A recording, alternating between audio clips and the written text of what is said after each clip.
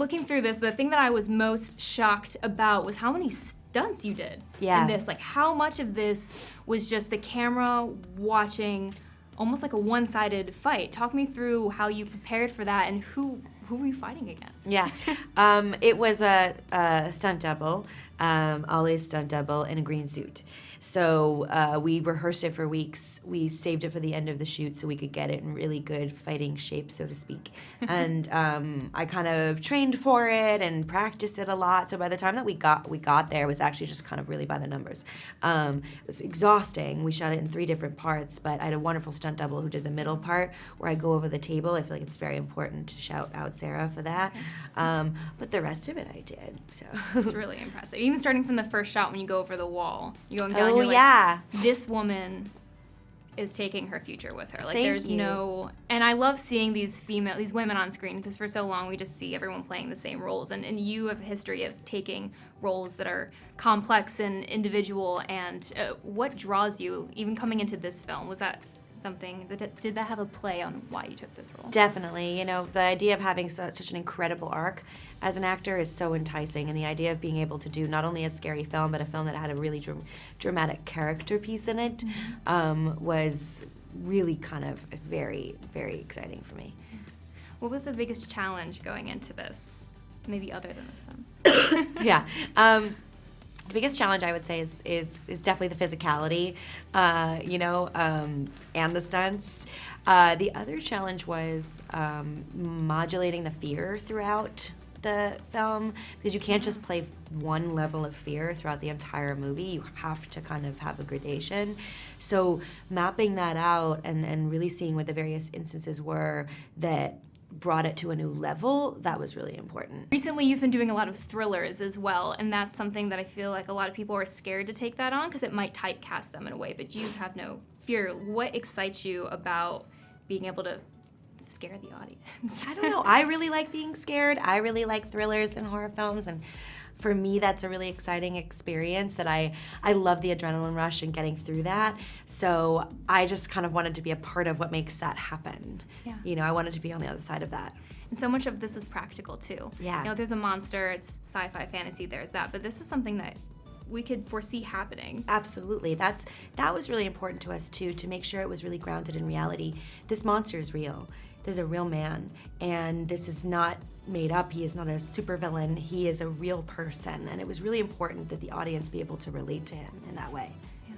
So much about this too is domestic violence and shedding a light on how that can, even though when something's over, it can follow you around. Mm-hmm. You still have this trauma that you have to deal with, and this deals with it in a very physical sense, but for other people, it shadows everything else they do. How do you hope that this movie will spotlight that? Yeah, I think it's important to recognize the different kinds of abuse in a relationship, that it can be physical, but it can also be emotional, and that can be extremely traumatic, and that is more common than I think people realize and are recognizing. And so it was important for us to be really inclusive of the different kinds of manipulation that can happen in a toxic or abusive relationship.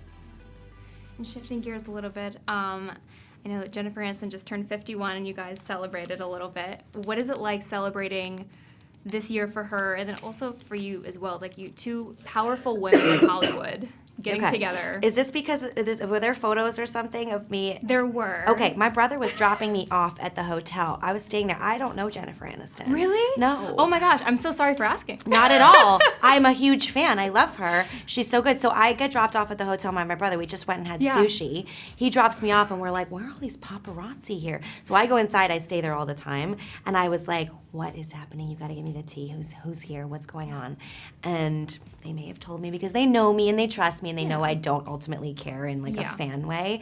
And I was like, they were like, Jennifer Aniston's having her birthday here. And I was like, oh my God, that's so cool. I was like, I love her. So I don't know her. I've never met her. Oh my gosh. But this is the first time hearing this. Really? Yes. I'm so sorry that I'm breaking the news. And yeah. That's so funny because my brother and I were joking about how we were like, oh my God, there's going to be like photos and they're going to think you went to Jennifer Aniston's birthday party.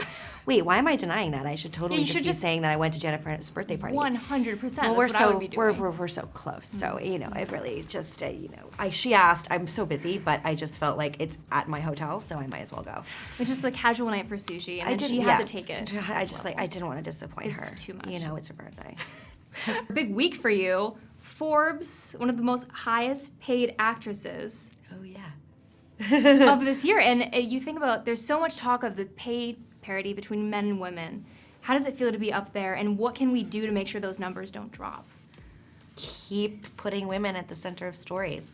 I think what, you know, various people who hold the purse strings have recognized is that women make money, that we pull in good numbers, that people go to the box office to see films that are made by women and led by women, and they watch TV shows for the same reason.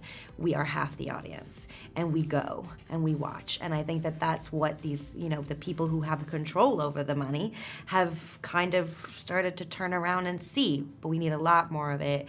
The numbers, if you really look at them, are absolutely shocking. The percentages are shocking. The percentages of female directors, the percentage of I mean, it just gets worse and worse and worse, especially as you get into diversity. So, you know, it's great. I'm obviously proud and privileged, and you know, I work very hard, and I appreciate it. But at the same time, it's really something that is, the disparity is still pretty shocking. Yeah. And then a little bit on a lighter note, another big thing for you, the French Dispatch trailer just dropped today. Oh, yeah. Everyone's freaking out about it. Tell me about working with Wes Anderson, Bill Murray. I'm such a big fan of Wes Anderson, so anything you can shed a light on. Same, absolutely same. I mean, it was just a dream come true. Him and the Coen brothers for me are probably, you know, just, I mean, I would just do anything in any of their films. When he emailed me, Wes Anderson, and he said, would you come and do this? And it's just a small part, but I was like, oh my God, yes, please, please, please, please, please, yes, please. And I got to go, and it was the most surreal experience, I have to tell you. It was like, this may sound silly, but it was like being in a Wes Anderson movie. I looked like I was in a Wes Anderson movie. There was Bill Murray and Jason Schwartzman and these people that are in Wes Anderson films. There's Wes Anderson, and he looks like he's in a Wes Anderson movie.